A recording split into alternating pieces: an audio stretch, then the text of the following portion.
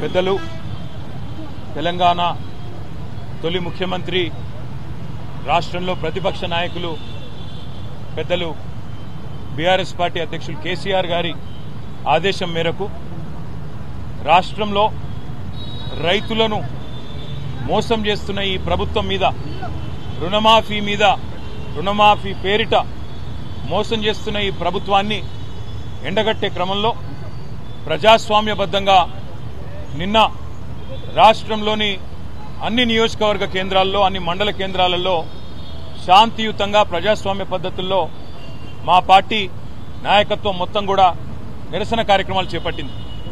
అందులో గౌరవ శాసనసభ్యులు, శాసన మండలి సభ్యులు, గౌరవనీయులైన పార్లమెంట్ సభ్యులు, అదేవిధంగా మాజీ శాసనసభ్యులు, మాజీ శాసన మండలి సభ్యులు అందరం కూడా ఎక్కడి వారం అక్కడ పాల్గొన్నాం.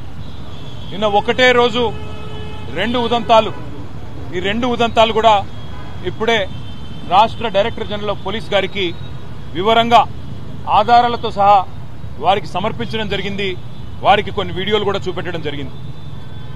నిన్న సూర్యాపేట జిల్లా తుంగతుర్తి నియోజకవర్గం తిరుమలగిరి కేంద్రంలో అక్కడ మా మాజీ శాసనసభ్యుడు తమ్ముడు విద్యార్థి నాయకుడిగా తన జీవితాన్ని ప్రారంభించి అంచెలంచెలుగా ప్రజల ఆశీస్సులతో 2 సార్లు శాసనసభ్యుడిగా ఎన్నికైన సీనియర్ నాయకుడు తమ్ముడు గ్యాదర్ కిషోర్ గారి నాయకత్వంలో ఆ నియోజకవర్గ రైతాంగం ప్రజాస్వామ్య పద్ధతుల్లో దాదాపు ఒక 500-600 మంది గుమిగూడి శాంతియుతంగా ట్రాఫిక్కి అంతరాయం కాకుండా ప్రజలను ఇబ్బంది పెట్టకుండా కేవలం నిరసన చెప్పే క్రమంలో తమ కార్యక్రమం తాము నిర్వహిస్తూ ఉన్నారు.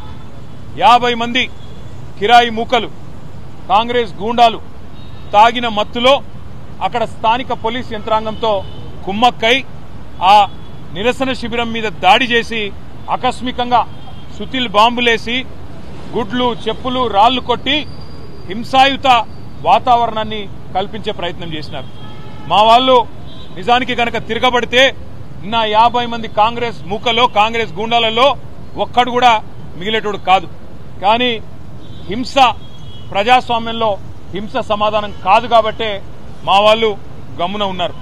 నిన్న దుర్మార్గం ఏంటంటే పోలీసు వాళ్ళు స్వయంగా స్థానిక పోలీసులు ఆ నిరసన శిబిరం యొక్క టెంట్లు కూడా వాళ్ళు కూల్చేసి ఆ గూండాలకు వత్తాసు పలకడం ఏదైతే ఉందో ఇది రాష్ట్రంలో నడుస్తున్న రేవంత్ రెడ్డి అనే ఒక పిరికి పంద పరిపాలనకు ఇది సంకేతంగా, నిదర్శనంగా మేము అనుకుంటా ఉన్నాం.